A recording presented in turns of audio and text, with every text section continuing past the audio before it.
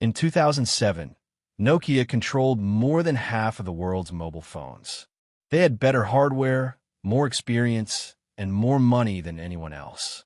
5 years later, they were irrelevant. This wasn't bad luck. It was one decision that killed Nokia.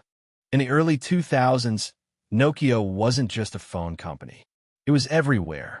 From crowded cities to remote villages, millions of people trusted one brand with their first mobile phone. Nokia phones survived drops. Their batteries lasted for days, and they were so simple that anyone could use them. For a moment in time, Nokia didn't just dominate the market. It defined what a phone was. But today, that dominance is gone. So how did the world's most powerful phone company lose everything it built?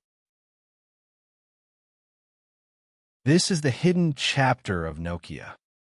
A different mobile world. Before smartphones, phones were not entertainment devices. They were tools. You used them to call. You used them to text. And that was it. There were no app stores, no social media, no touchscreen. And in that simple world, Nokia was untouchable. Walk into any phone store in the late 1990s or early 2000s, and one brand stood above all others. Nokia. Their phones were affordable, reliable, and incredibly easy to use. Students used them. Office workers depended on them. Even grandparents could figure them out without instructions. Nokia understood something deeply important. Technology only succeeds when people feel comfortable using it. That understanding helped Nokia conquer the world. Early history, not a phone company. What makes Nokia's story unusual is that it didn't begin with technology at all. Nokia was founded in 1865 in Finland, over a century before mobile phones existed. The company started as a paper mill. Later, it expanded into rubber products, cables, and energy. For decades, Nokia kept reinventing itself, moving between industries as the world changed. By the late 1980s and early 1990s, Nokia made a bold decision. It would focus almost entirely on telecommunications.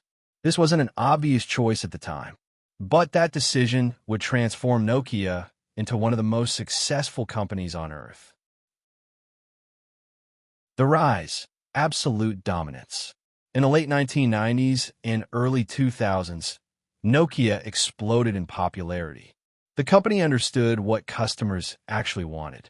Phones that were affordable, phones that were durable, phones that worked every time. Nokia didn't chase luxury or complexity. It focused on reliability. Then came one of the most iconic devices in tech history, the Nokia 3310. Released in the year 2000, the 3310 became legendary. It could survive drops that would destroy other phones. Its battery lasted for days, sometimes weeks, and it came with a simple game that almost everyone remembers. Snake. The phone wasn't flashy, but it didn't need to be. By the mid-2000s, Nokia was unstoppable. By 2007, Nokia controlled over 40% of the global mobile phone market. In some countries, that number was even higher. Nokia wasn't just leading the industry, it was the industry. And that success created a dangerous mindset. The shift no one expected. In 2007, everything changed. Apple released the iPhone. At first glance, it didn't seem like a serious threat. It was expensive. It had no physical keyboard. And it came from a company with no phone-making experience. But the iPhone wasn't trying to be a better phone. It was trying to be something else entirely. A pocket-sized computer. Soon after, Android entered the market, offering similar touchscreen experiences on multiple devices. The industry was no longer about hardware alone. It was about software, apps, ecosystems, and Nokia wasn't ready. The critical mistake. Nokia's biggest mistake wasn't arrogance.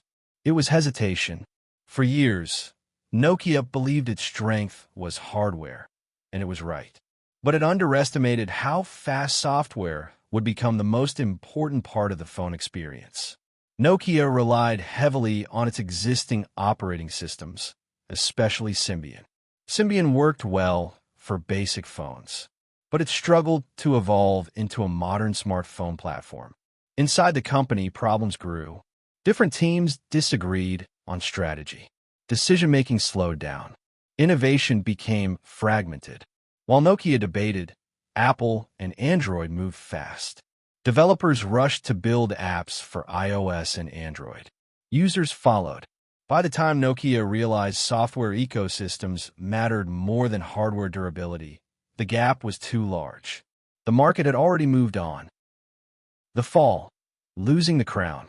As smartphones became mainstream, Nokia's market share collapsed. Consumers wanted smoother interfaces. They wanted apps. They wanted phones that felt modern. Developers abandoned Nokia's platforms. Retailers pushed other brands.